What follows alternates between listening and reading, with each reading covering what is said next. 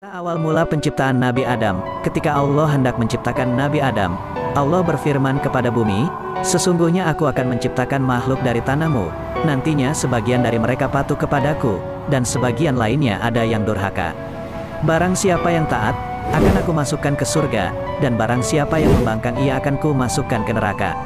Kemudian Allah memerintahkan kepada malaikat Jibril untuk mengambil segenggam tanah dari bumi. Ketika Jibril datang, bumi langsung bersumpah dan berkata, "Demi Allah, jangan engkau mengambil bagian dariku, jika hanya untuk menjadi bagian ahli neraka." Hal ini menjadikan malaikat Jibril kembali, ia tidak menjadi mengambil tanah bumi. Ia bermunajat kepada Allah, "Wahai Tuhanku, bumi telah bersumpah dan berlindung dengan namamu. Aku tidak jadi untuk mengambilnya." Kemudian Allah memerintahkan malaikat Mikail untuk mengambilnya, tetapi ia juga tidak berhasil, karena sumpah bumi yang diucapkan padanya. Pada akhirnya Allah memerintahkan malaikat Israel. Sesampainya di bumi, Israel menancapkan tombaknya sehingga bumi berguncang. Ketika tangan Israel hendak mengambil tanahnya, bumi kembali bersumpah sebagaimana ia bersumpah kepada malaikat Jibril. Malaikat Israel menjawab, "Wahai bumi, perintah Allah lebih baik untuk dilaksanakan daripada sumpahmu." Israel meneruskan untuk mengambil tanahnya. Ia ambil tanah dari 4 arah bumi, dan juga mengambil tanah dari bagian gunung dan bagian dataran rendah. Ketika usai, tanah itu ia bawa ke hadapan Allah. Allah berkata kepada Israel, "Mengapa kamu bisa mengambil? Bukannya bumi sudah bersumpah dan berlindung dengan namaku? Wahai Tuhanku, perintahmu lebih wajib dipatuhi, dan aku hanya takut kepadamu." Mendengar jawaban malaikat Israel, Allah berkata kepadanya, "Kalau gitu engkau aku jadikan malaikat pencabut nyawa dari para makhluk. Sebelumnya tidak ada satupun malaikat yang bertugas untuk mencabut nyawa." Allah memerintahkan Israel untuk meletakkan tanah tersebut di pintu surga, yang kemudian diambil oleh malaikat Ridwan untuk mencampurnya dengan air telaga dari surga. Setelah dicampur tanah itu dibiarkan selama 40 tahun sehingga mengeras menjadi tanah-tanah liat. Kemudian dibiarkan 40 tahun lagi, sehingga dijadikan bentuk jasad yang baik.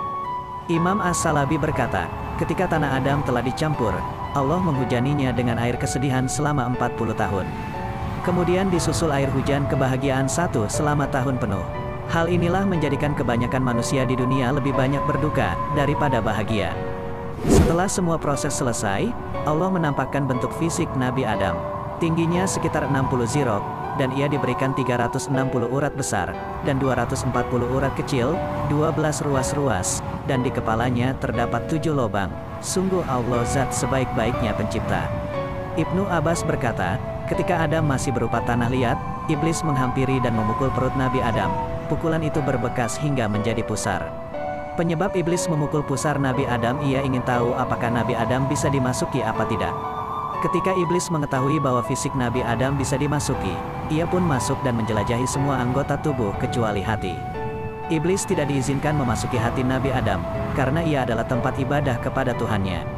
Sehingga dikatakan iblis masuk melalui peredaran darah manusia, bukan hati. Diriwayatkan ketika Allah hendak meniupkan ruh kepada Nabi Adam, ruh menolak untuk masuk ke jasad Adam.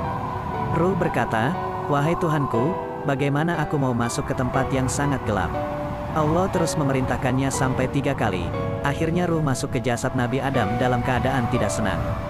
Allah berfirman kepada ruh, "Wahai ruh, seandainya kamu masuk ke jasad Adam dalam keadaan taat, niscaya engkau keluar dalam ketaatan. Tetapi aku sudah mengetahui bahwa engkau akan masuk dalam keadaan terpaksa dan keluar juga dalam keadaan terpaksa." Ketika ruh masuk melalui otak Nabi Adam, ruh berputar-putar selama 100 tahun. Kemudian ia turun kepada 2 mata Nabi Adam. Kedua mata Nabi Adam pun terbuka, dan ia mulai melihat jasadnya seperti tanah liat yang mengering. Kemudian ruh turun lagi ke 2 lubang dalam hidung Nabi Adam. Hidungnya pun bisa menghirup udara, mulai sejak itu ia pun bernafas. Ketika itu juga ia bersin. Kemudian Allah mengilhamkan kepadanya untuk mengucapkan Alhamdulillah setelah ia bersin. Nabi Adam pun berkata, "Alhamdulillahi Robbil Alamin." Allah menjawab, "Yarhamukallah," yang artinya Tuhanmu merahmatimu, wahai Adam. Pujian dan doa setelah bersin ini, aku berikan kepadamu dan anak turunmu kelak. Hal ini sekaligus menjadi kesunahan untuk mengucapkan hamdalah dan menjawab orang yang sedang bersin hingga saat ini. Ketika Nabi Adam memuji Allah, Allah berkata, "Karena pujian ini aku ciptakan kamu, wahai Adam." Ruh belum memasuki semua jasad Nabi Adam, ia turun ke dada dan perutnya. Adam pun melihat ruhnya. Ia berpindah-pindah. ketika ia pindah ke anggota tubuhnya, maka jadilah darah dan daging yang membungkus tulang. Ruh terus turun ke lutut Nabi Adam. Nabi Adam tergesa-gesa untuk berdiri, tapi ia tidak mampu, karena ruh belum seutuhnya menyebar ke seluruh tubuh. Sebagaimana firman Allah surah Al-Anbiya ayat 37, manusia diciptakan dari tabiat yang tergesa-gesa. Akhirnya ruh memasuki semua jasad Nabi Adam. Ia pun berdiri dan menggerak-gerakkan tubuhnya dan sempurnalah penciptaan Nabi Adam dengan izin Zat yang pencipta. Imam Al-Azizi berkata, bahwa ruh Nabi Adam masuk ke tubuhnya pada hari Jumat di pagi hari, yang berlangsung selama 7 jam hitungan waktu akhirat. Kemudian Allah mengenakannya pakaian dari surga yang berwarna hijau terbuat dari kain sutra dan juga ia diberikan mahkota terbuat dari emas yang ditaburi intan permata, cahayanya mengalahkan sinar matahari. Ia juga mengenakan cincin kehormatan. Nabi Adam menjadi makhluk yang paling indah. Di wajahnya terdapat cahaya Nabi Muhammad yang bersinar terang bak rembulan di tengah gelapnya malam. Allah memerintahkan malaikatnya untuk membawa Nabi Adam dan berkeliling di langit ke-7 selama 100 tahun, sehingga ia banyak menyaksikan hal-hal yang luar biasa di sana. Kemudian Allah mengajarkan Nabi Adam semua nama-nama benda yang diciptakan sebagaimana dalam Al-Quran. Dan Allah mengajarkan semua nama-nama benda kepada Nabi Adam. Dengan itu, Nabi Adam mengetahui semua nama-nama benda yang Allah ciptakan, sebagai bukti bahwa Nabi Adam makhluk yang sangat mulia. Allah memerintahkan malaikat untuk membuat mimbar Nabi Adam, yang kemudian ia memerintahkan para malaikatnya berkumpul untuk menyaksikan Adam di sana. Mimbar untuk Nabi Adam telah siap, ia pun naik dengan membawa tongkat dari cahaya. Kejadian ini juga terjadi pada hari Jumat ketika matahari sudah tergelincir. Nabi Adam memulai ucapannya, "Assalamualaikum warahmatullahi wabarakatuh." Wahai para malaikat Allah, para malaikat pun menjawab salam Nabi Adam. Waalaikumsalam warahmatullahi wabarakatuh. Wahai kekasih Allah. Allah berfirman kepada Nabi Adam, "Wahai Adam, salam ini merupakan penghormatan bagimu dan juga kepada anak turunmu kelak hingga hari kiamat." Ketika Nabi Adam telah mengucapkan salam, ia memuji Allah dengan berkata Alhamdulillah. Hal ini juga menjadi salah satu bagian pokok dari khutbah hingga kini. Nabi Adam menjadi orang yang pertama kali berkhutbah pada hari Jumat. Malaikat yang dulu pernah melayangkan protes kepada Allah tatkala manusia ingin diciptakan dengan mengatakan, "Mengapa engkau hendak menjadikan manusia sebagai khalifah di bumi, padahal ia akan membuat kerusakan dan saling menumpahkan darah? Padahal kami senantiasa bertasbih dengan memuji engkau dan mensucikan engkau." Kali ini Allah ingin membuktikan bahwa makhluk yang diciptakannya berupa manusia itu lebih baik daripada yang mereka sangkakan. Akhirnya Allah memerintahkan para malaikat untuk menyebutkan semua nama-nama benda yang Allah ciptakan.